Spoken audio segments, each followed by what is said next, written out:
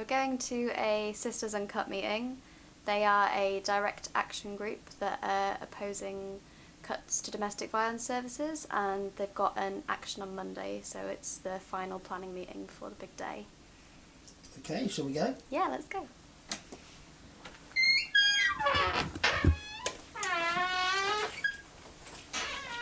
I'm sorry, are you still filming?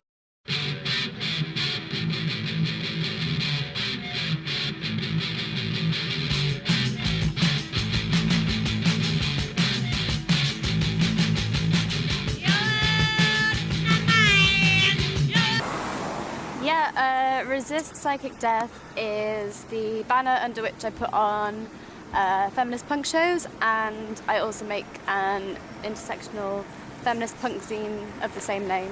The first ever Resist Psychic Death gig was the benefit for Focus E15 Mothers, and Skinny Girl Diet headlined. There was Rabies Babies played, Call Me Wednesday, Petrol Girls. That was a really awesome all-dayer in November. And then the next one was a benefit for the Good Night Out project, which is a campaign that tries to tackle and prevent the harassment of women and LGBT people in bars and clubs. The Dykeness headlined that, which was really cool, and the Ethical Debating Society played, Actual Crimes, Big Words, Big Joni. The next gig was a celebration of International Women's Day, and it was a benefit show for the Women's Project at Lewisham Refugee and Migrant Network. Ravioli Me Away played that one with Little Fists, I Carmella, Matagot and Madonnatron.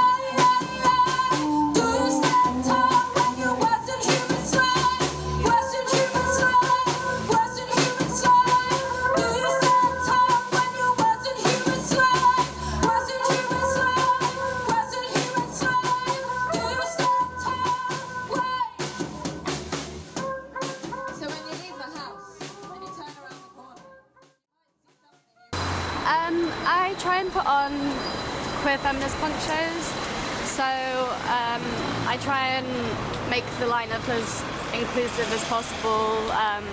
There's always going to be a lot of self-identified women in bands at my shows, as well as LGBTQ people and people of colour as as well.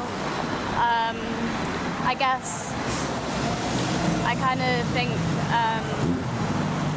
the mainstream punk scene is kind of dominated by white straight men, and if you go to a gig in kind of the mainstream punk scene, like those will be the people that you see on the stage.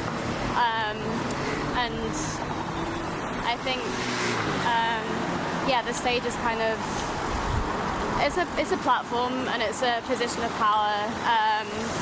And if you've only got kind of this narrow kind of group of people represented, then that's obviously a problem, and it's obviously going to leave a lot of the rest of us feeling very alienated from that scene. So I guess I try and kind of create probably more autonomous kind of safe spaces away from the mainstream scene. There's like, I think Resist Psychic Death definitely exists within a wider context of some very kind of vibrant and active queer feminist punk scenes that exist at the moment. Always the idea.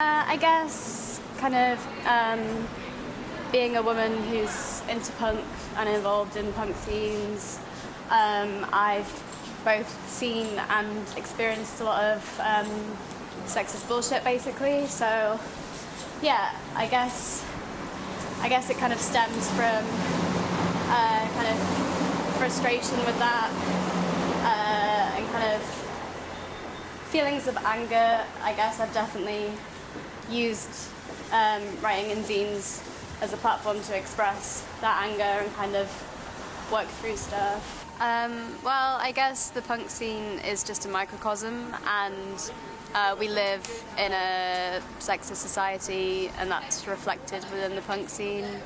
Even though kind of like historically punk was kind of used as a vehicle to criticize wider society, and it still is today, there's actually kind of a lot more similarities with wider society than we'd care to admit. Like sexism, racism, homophobia, it all happens in the punk scene, and we're very good at criticizing these things when they're happening elsewhere. When they're happening in wider society, we're great at like criticizing the government, but we're not so good at looking inwards and having kind of any critical self-reflection of the punk scene itself. I guess we kind of like to think that we're above that, and like subsequently, a lot of the time, if you call out any of that shit within the punk scene, like you get a really defensive reaction. And I think part of it is because, like, if you're kind of criticizing someone, like for example for being sexist or racist, like you're really kind of challenging their whole identity. If their identity as a punk is to be so kind of like anti-society and pro-equality, and then you're kind of challenging this claim, then yeah, you're really kind of questioning their whole identity. And I think that's why you get such kind of angry, defensive reactions when you kind of call out these things.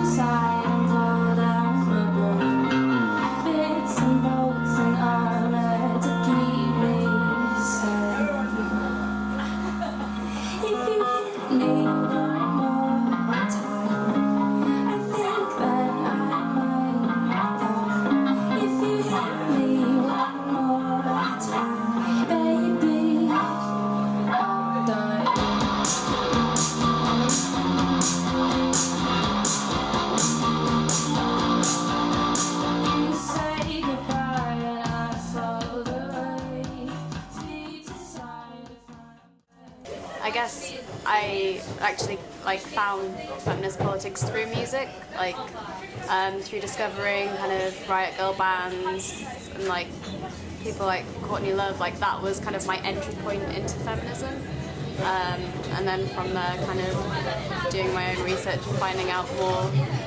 But